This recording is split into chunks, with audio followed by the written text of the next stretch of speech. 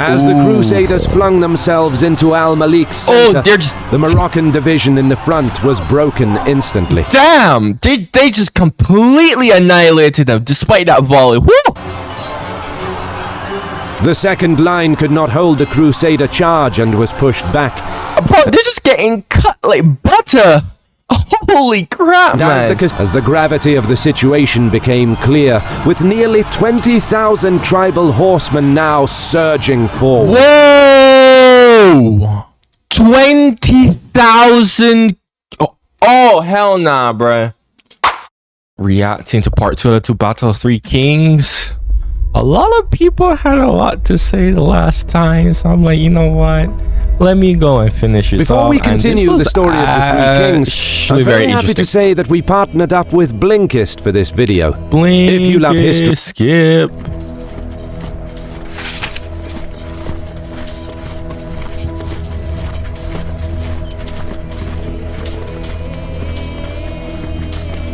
Without too much scouting ahead, when the Portuguese army crossed the river, they were bewildered by the large numbers of tribal cavalry and infantry that were assembling across the field. King Sebastian immediately decided that the only tactical option for his much smaller force of 23,000 was to form into a vast square. In the center, the wagon train was formed as a fort to protect the camp followers and provide a central anchor for the army. Portuguese regiments formed the flanks and rear of the square, mixed with contingents of cavalry and professional troops to boost their morale and keep the men in line. The front of the square was a formidable force, formed by experienced German and Italian mercenaries and other volunteers armed with arquebuses, who were trained to shoot and reload behind the protection of the wall of German pikemen. I know German mercenaries, especially German knights, although French knights were absolute top-tier juggernauts. German infantry, German soldiers in this period of time were forced to be reckoned with still. I'm not sure about Italian, though. I mean, I don't know. I never really heard anything about the Italians having any, like, formidable type of soldier or anything like that. Even in my Italian wars, there's nothing very noteworthy of the Italians. So maybe there's something that I don't know, but whatever. In addition, aiming to break up a potential massive charge by the Moroccans, Sebastian placed a series of wooden forts made of wagons which bristled with sharpshooters. Finally, an elite shock regiment of heavy cavalry was drawn up in the front.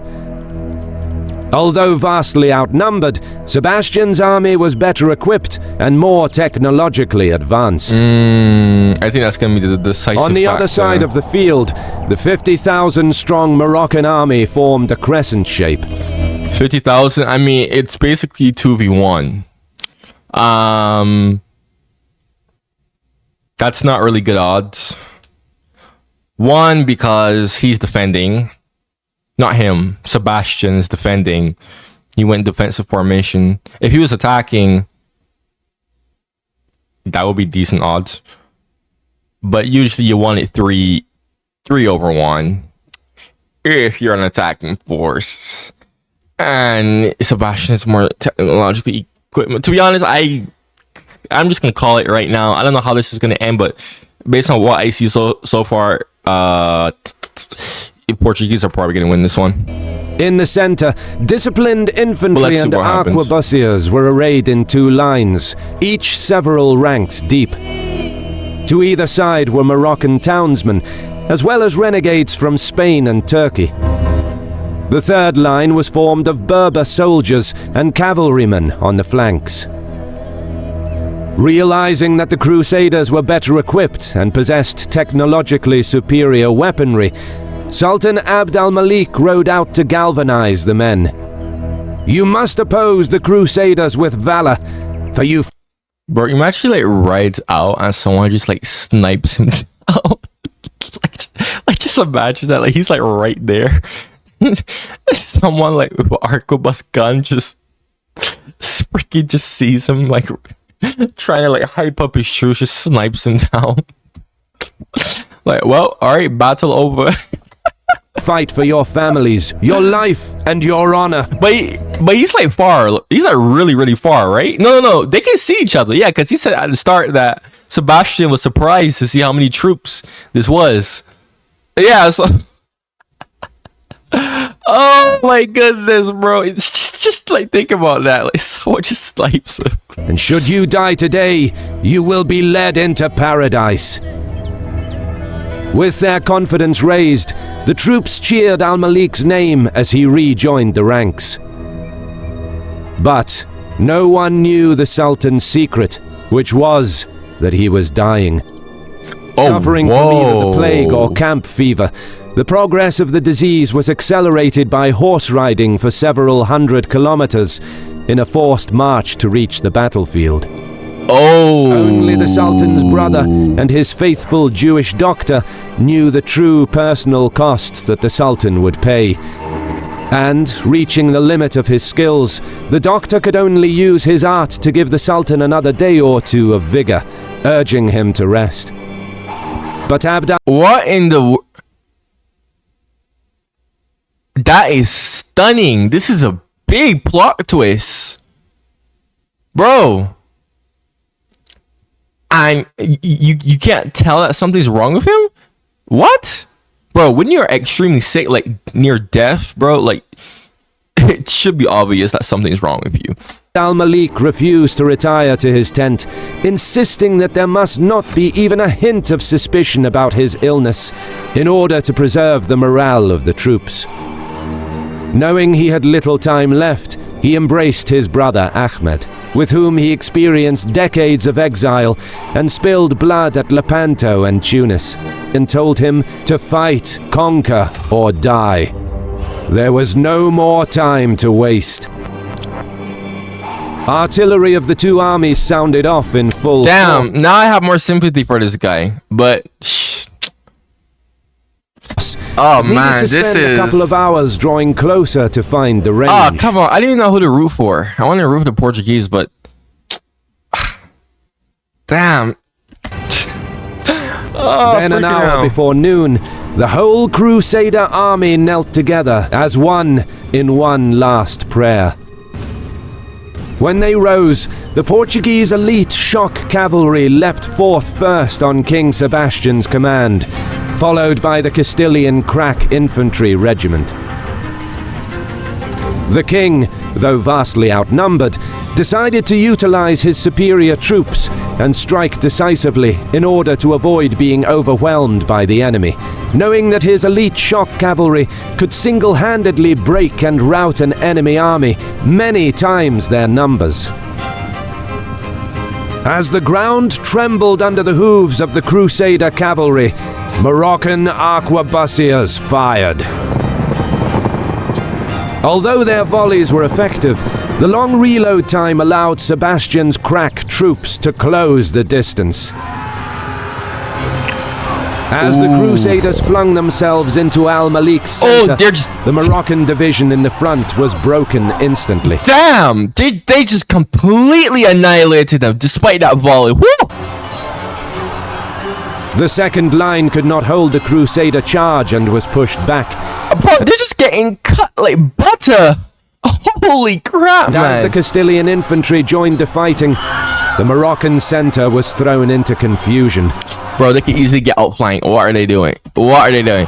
They could easily get outflanked. Al-Malik leapt forward with his bodyguards to help prevent the line from faltering, signaling the third line to reinforce the center. As the unstoppable Crusader heavy cavalry hacked through the enemy center, the Muslims held on by a thread, and it seemed like their cohesion would break at any moment. Bro, I don't like this. They can get outflanked. What? Leading from the front, Al-Malik and his regiment of experienced bodyguards, helped by the counterattack of Berber infantry from the third line, finally blunted the brave Crusader assault. And now, seeing that Sebastian's best troops were locked in ferocious fighting with his center, the Sultan gave the signal to his brother. Waves of tribal horsemen emerged from behind the small, hell gentle nah. hills and undulated land of the valley, led by Ahmad al-Mansur. The impetus of the seemingly stunned Crusader cavalry had gone, as the gravity of the situation became clear, with nearly 20,000 tribal horsemen now surging forward. Whoa! 20,000. Oh, hell nah, bruh. 20,000 cal. What the hell? Nah, bruh. Oh, hell nah. Oh, that's. Oh, bro. Oh, rest in peace. Rest in peace. I don't think they're making that out. They're not. Yeah, they're not making this. How are they gonna do this? I want to see what happens here. Let's see. The elite Christian troops began fighting their way back towards You gotta run, bro. to escape al-Malik's trap, realizing that their forward push was now in vain. The Sultan ordered his infantry to envelop the Crusader vanguard. I knew that was gonna happen. I knew that was gonna happen. I knew that was gonna happen. Bro, Sebastian, what were you thinking? What was he thinking? And with his personal regiment of bodyguards, he disengaged from the fighting to join his brother's cavalry attack that was bearing down on the Portuguese defensive square. Sebastian and his officers encouraged the men, knowing that what was soon to come would be a fight to the death. Meanwhile, in the Crusader vanguard, Bro, so much for this some crusade, of the Castilian elite infantry was trampled as the heavy cavalry was trying to retreat, and their situation was becoming increasingly desperate, with Moroccan troops now coming from all sides. But Sebastian replied by launching a cavalry attack of his own. As Sebastian, the clutch Portuguese up, infantry Sebastian. parted to allow the mounted knights to pass through, Sebastian, the king led clutch his nobles up. and their retinues, as well as the cavalry contingent of the deposed Sultan Abdallah Muhammad, directly towards al-Malik's banner, knowing that if he could strike the Sultan down, the battle would be won. Sebastian, bro, Sebastian's low-key a boss. This guy's just going right for it, bro. This guy's low-key a boss. Smashed into al-Malik's contingent. All right, let's see 1v1. The ferocious charge allowed the king's retinue to cut their way through to within a few meters of the Sultan, who used the last ounce of his strength to draw his sword and join the fighting. Bro, the fact that this man's literally like a few inches away from dying and he's still fighting is insane. Like, guys, we've all been sick, man, and everyone knows when you're sick as hell and you got those body. Oh my gosh. You bedridden, man. You bet, bro. You could be the most powerful man in the world, bro. Don't mean shit when your immune system is compromised. So honestly, Malik is a boss. He's a boss too. This man is literally, and not only that, but when you're close to death, like your body's active, they call it actively dying. Now, you could go look this up if you have enough willpower to look at that. But I don't blame you if you don't want to look at that, because that is very disturbing, because you're going to realize, oh, wait a minute, this is going to be me one day. But if you look at someone who's actively dying, that is just... especially when you're days away from dying. Ugh. So, I don't know how the hell this man is doing it. He's able to draw. So, I don't even know how he's the fact that he's even mobile is stunning. This is like some witchcraft work. I don't even know how to explain this. Like, bro, if you've seen someone who's actively, you know exactly what the hell I'm talking about. Or, like, let alone being sick.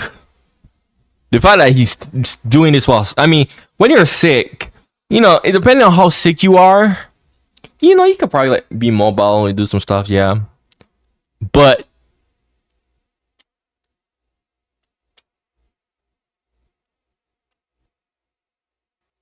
ugh, whatever. Let's continue. Blows were traded back and forth, and for a few moments the fate of Morocco hung in the balance as one by one the Islamic standards fell around the Sultan. But the steadfast bodyguards held their ground and managed to rally around their leader. This man has plot armor. Sebastian's audacious attack was broken. Bro, this man has plot armor. He has plot armor. This man has plot armor from God. This Over man has the plot next armor. several hours, Nah, bro. regiments of Al-Malik This guy is the main character, bro. dragoons came in wave after wave, firing their arquebuses at the Portuguese square. They were trained to gallop towards the enemy, and just before hitting the pikes, their horses would pirouette, enabling their riders to shoot at point-blank range before riding back out of harm's way to reload and renew the attack. Oh, hell nah. Oh, hell no. This is like freaking... This is like what the Mongols did, except with guns, bro. The Portuguese put up a valiant fight as the pikemen held their ground and arquebusiers shot deadly volleys at the incoming enemy, cutting down nearly 7,000 Moroccan troops. Bro! Nah, bro. Both sides of the battle. Both sides of the battle. Bro, I think this is probably the most respectable battle that I've reacted to. Like, both sides are actually, like, just stunning. Doing fabulous. Like, honestly, bro. Bravo to both of these men. Like, I gotta give credit on both sides, man. But as the hours passed, their numbers dwindled and their ammunition dried up.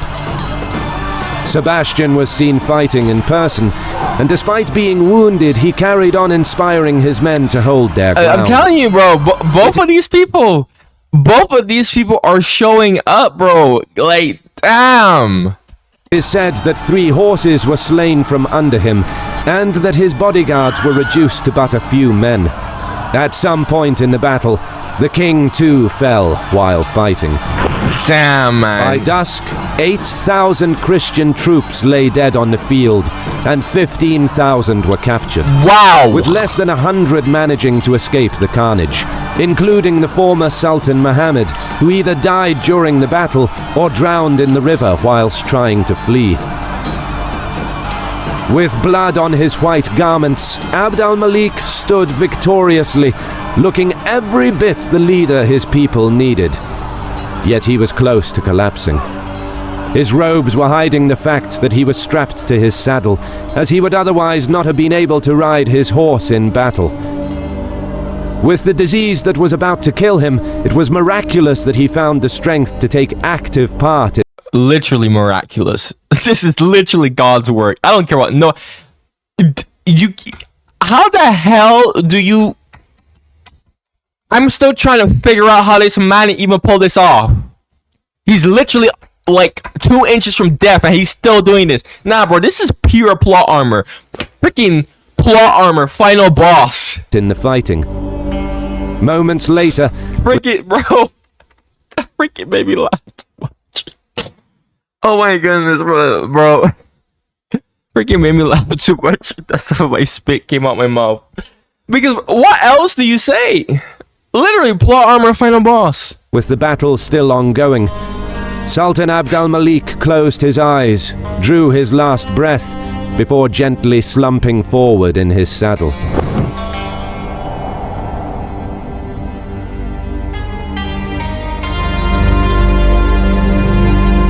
Three kings fell on that August the 4th, 1578.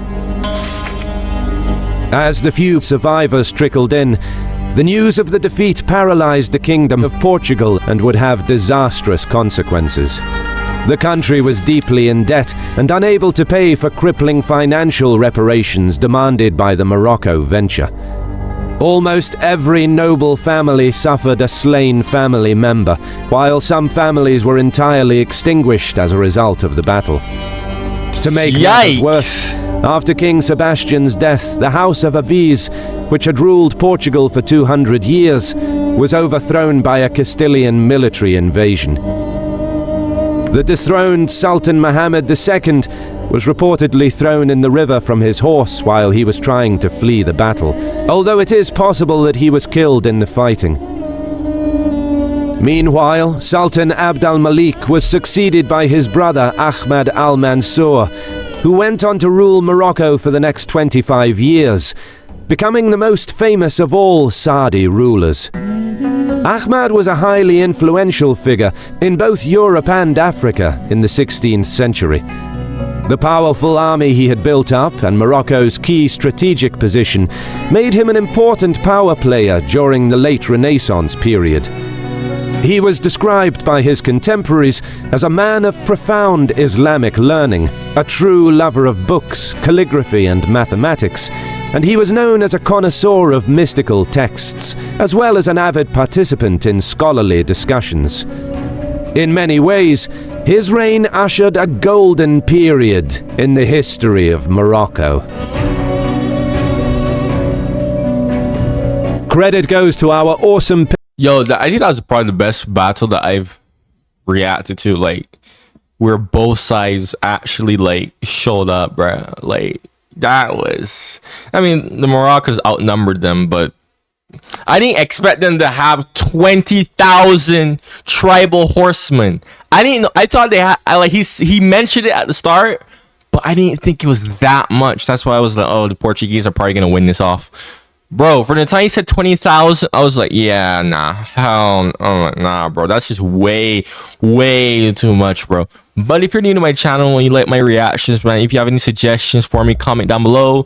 Consider becoming a channel member. You know, if you're a dedicated viewer of mine, of course, you know, you get perks like your reactions will be done quicker. Your comments will be responded to in full, because I get a bunch of comments and sometimes I get replies and it's hard for me to reply to people. But if you're a member, I do try to make sure that I reply to even your replies, right? So you are top priority. Okay, you're basically first class citizen. Okay, if you need me to upload stuff earlier for you because you live in a different time zone, you know, all that fun stuff. But I made a whole video explaining that on my membership thing, so consider checking it out. 99 cents a month. I made it affordable on purpose. And like I said, you know, I'm gonna get more and more people on my channel, right? Like right now I'm small, but over time I'm gonna get more and more people, right? So more and more people are gonna ask me to react to more and more stuff, and you know, eventually I'm gonna expand my channel, other stuff, and I do plan to expand my membership more in the future. Okay, so I highly suggest you check it out if you are a dedicated viewer of mine, because it would be beneficial. Anyways, though, but remember to like, subscribe, turn on the bell. Thank you for watching, and of course, goodbye.